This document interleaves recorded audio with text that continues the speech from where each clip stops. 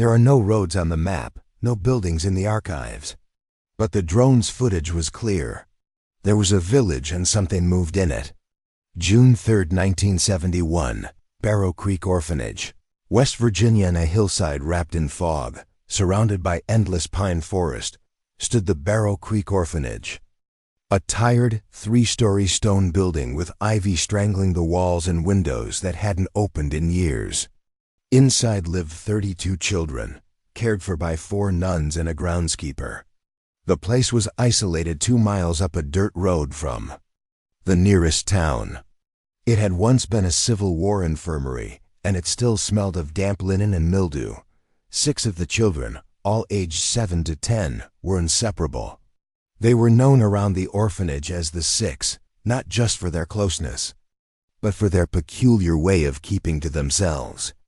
They were Eli Rivers, 10, quiet but fiercely protective; June Keller, 9, artistic and dreamy; Daniel and Jonah Marks, 8, identical twins who only spoke to each other; Rosie Halle, 7, the smallest, who often said she could hear the woods breathing; Clara Doyle, 10, the ringleader. On the morning of June 3rd, the children were gone. 1971 news clipping, Charleston Herald. 6 orphans vanish overnight. No signs of forced entry. No tracks found. There was no sign of escape. Their shoes were still by the doors. Their beds looked slept in. The front gate was locked from the inside. Search dogs picked up a scent heading toward the woods. Then nothing. The forest swallowed them. July 15, 2025. WVU remote mapping. Lab, Morgantown, WVDR. Mara Thorne, a cartographer and drone analyst, was mapping terrain for a state reforestation study. Her team launched autonomous drones across abandoned forestland, including the area near Barrow Creek, now overgrown, fenced off, and long forgotten. At 4:17 p.m., Drone 06 sent back footage that no one could explain. A clearing, not marked on any map, not visible by satellite. A settlement, 5 cabins, a well, and a small chapel. Wooden shingles, stone chimneys. Weathered but intact. And worse, movement. A figure, small, darting between trees. Transcript, lab footage review. Zoom in. Cabin. Roof there. No to the left. Did you see that? That wasn't an animal. That was a child. The footage went viral online. Forums lit up with conspiracy theories. Local authorities returned to Barrow Creek, but when they entered the forest, the village was gone.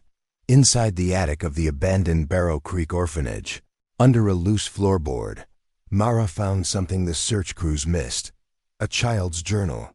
Clara Doyle's. The pages were stained and brittle, but the entries were clear and horrifying. Journal entry, May 12, 1971. Rosie says she saw a window open in the hill, not a door, a window. She says the trees showed it to her. Journal entry, May 25, 1971. We followed the whisper. It wasn't scary. It felt like we belonged. The dirt path was soft and warm, like it remembered our names. Journal entry, June 2, 1971. Tomorrow we leave. The chapel bells will ring even if you can't hear them. The village is waiting. It always has been. Mara brought the journal to authorities, but they dismissed it as a prank. Until 2 weeks later, a hiker found a wooden carving on a pine trunk, 5 miles from the orphanage. 6 stick figures. One was scratched out. Act 4. The RET Warren. Mara returned to the forest alone. She followed the drone's coordinates, used old geological maps, mapped wind patterns. And she found it. Not a village, but a depression in the land circular, about 100 feet wide. Perfectly quiet. She camped overnight. At 2:13 a.m., her audio recorder picked up a sound. Children. Laughing. Tape transcript. You. Took too long. He's almost done building. In the morning, the clearing was empty. But at the edge of her tent, placed gently, A wooden toy, hand-carved, with the initials E.R. Mara, assembled a team. A folklorist, an audio engineer, and a former FBI profiler. Together they constructed a timeline. Over 18 months, they uncovered 11 similar cases across the Appalachian, ranged from 1924 to 1983. Always isolated institutions. Always small groups. Of children. Always woods nearby. Each time, no signs of exit. One left-behind item always reappeared decades later. A toy, a journal, or a symbol carved into trees. The legend had a name, the Holler Builder, a figure children spoke of in hushed tones, a man who built villages for those the world forgot.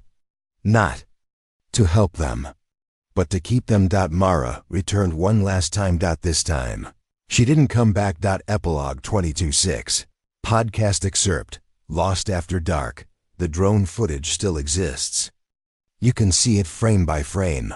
The village was there. And if you pause it, just before it cuts to static, you can see her, Clara, aged only 10, smiling, standing in the chapel doorway, as if no time had passed at all. Subscribe to Lost After Dark for more cinematic docudrama stories of forgotten cases, eerie disappearances, and what waits when the world forgets to look.